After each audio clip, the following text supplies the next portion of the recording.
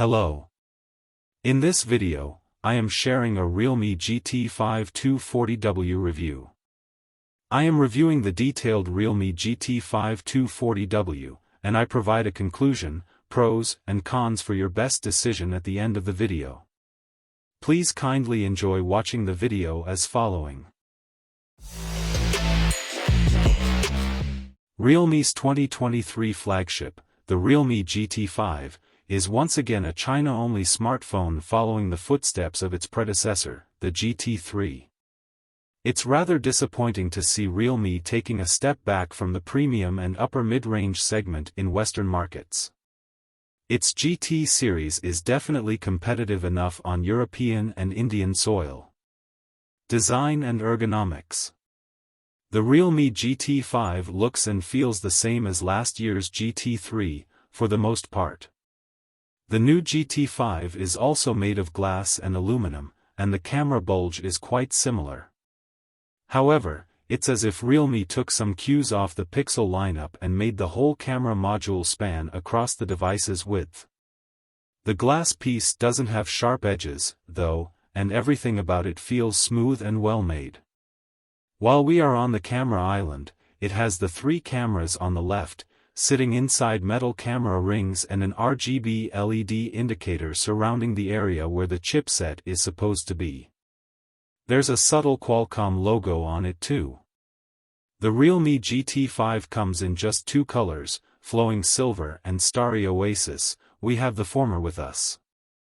The whole glass piece on the back is pleasantly curved and meets the side frame without any protrusions or gaps. The whole device feels quite thin and nice in hand, but it's also pretty slippery. The side frame is made of aluminum with a glossy finish and oval side edges, transitioning into flat ones at the top and bottom. The USB-C and the main speaker grille are at the bottom, while the top is home to an IR blaster and a second opening for the top speaker. The right side holds the power button and the volume rocker, both of which are easily reachable with your thumb. The front side of the device features razor-thin bezels, subtly curved edges and a centered cutout for the selfie camera. In other words, nothing out of the ordinary. Overall, the handset feels nice and shows excellent craftsmanship using premium materials. However, some sort of ingress protection would have been greatly appreciated. Display. Fast, bright and crisp OLED. The Realme GT5 recycles last year's GT3 display, which is hardly an issue here as the panel is flagship level by all accounts. It's a big one, measuring 6.74 inch in diagonal, but has a bit higher resolution to match, 240x 772px. The panel also supports 144 Hz refresh rate, which is a bit higher than the industry standard of 120 Hz, has 10-bit color depth and supports HDR10+ content. Battery life. This year's GT5 240W comes with the same 4,600 mAh battery capacity as last year, but the 150W option gets a bigger 5,000 mAh unit. And while we expected similar battery endurance to last year's model, we got slightly worse results in all tests. The screen-on and screen-off tests show a noticeable decline in battery endurance, so the overall score is 108 hours. This isn't a bad result on its own, but it's less than what we expected. Charging speed. The Realme GT5 comes in two versions, a standard Realme GT5 with 150W fast charging and a 240W variant. Expectedly, the 4,600 mAh battery takes the same time to charge as last year's GT3. The handset completed a full 0 to 100% charging cycle in just 12 minutes, which is just a minute more than the Realme GT3. Well within the margin of a statistical error. Speakers. The Realme GT5 features a standard speaker setup, one placed behind the earpiece grill as it acts as an earpiece, too, while the other is a bottom-firing one. This means that the bottom speaker is a bit louder than the other one, but that's expected. Loudness has improved over last year's GT3 with a very good loudness score of -25.7 LUFS. Tuning and overall quality haven't changed, though. It provides clean enough sound with distinctive vocals, nice bass and little distortion at higher levels. Software. Realme UI 4.0 on top of Android 13. The GT5 launched before the Android 14's release, and the device runs on the familiar Realme UI 4.0 plus Android 13 combo. The Realme UI overlay is almost identical to OPPO's ColorOS and OnePlus OxygenOS. The unit we received has the Chinese version of the software, which isn't much different from the global one, except it comes with a bunch of preloaded apps and bloatware. In any case, the Realme GT runs on a familiar version of Realme UI 4.0, which we've covered in depth in our Realme UI 4.0 plus Android 13 review, so we suggest reading that for more information about the software. Camera. A familiar trio of cameras with 50MP main one. Realme hasn't changed the camera hardware on its GT phones for quite some time now, so the GT5 inherits the cameras of its previous two predecessors, the G3 and GT2.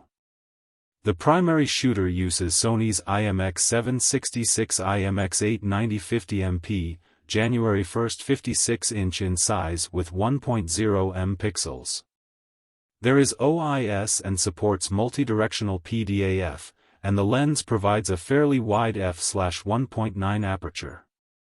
Behind the ultra-wide, f/2.2 lens sits the popular and affordable 8MP, 1/4.0" 1.12 sensor, which is a bit of a letdown because Realme's upper mid-range solutions are overdue for an ultra-wide camera upgrade. The only change lies within the third auxiliary camera. The 2MP microscopic shooter has been swapped out for a regular old 2MP macro snapper. We found the microscopic lens to be better as it provides more utility than the lackluster 2MP macro camera. There's no change in the selfie camera from last year's GT3 either. The 16MP, 1/3.0" 1.0 m sensor is paired with an f/2.5 aperture. Conclusion. Sadly, the global market will once again miss Realme's top-end smartphone. The company has confirmed with us it has no plans on launching the GT5 outside of China, and that's unfortunate because the handset is a pretty solid all-rounder. However, it does seem to be a marginal upgrade over its predecessor, and aside from a couple of cosmetic changes and a more powerful, the GT5 is almost identical to its predecessor, the GT3. In a sense, the Realme GT5 240W is a tech showcase more than anything else. It seems like the charging tech is the centerpiece feature, and the phone is an afterthought. But the 240W charging was introduced with last year's GT3, so it's not really all that new. The regular GT5 with 150W fast charging may pose a better value as it's cheaper and has a bigger battery. One could make a case for the GT5 being a good all-rounder with flagship-worthy hardware, display, chipset, charging and main camera, but the feature set from other competitors is much more enticing. We would have wished for a dedicated zoom camera, a better ultra-wide and improved battery life. While last year's GT3 was a missed opportunity for users outside of China, this year's GT5 probably won't be missed all that much. There's plenty of fish in the sea with more meat on it. Pros. Big and bright 144Hz OLED panel. Good main camera performance. Unrivaled fast charging. Good sustained performance and low outer temperatures. Realme UI 4.0 is highly customizable. Cons. No ingress protection of any kind. More premium materials could have been used.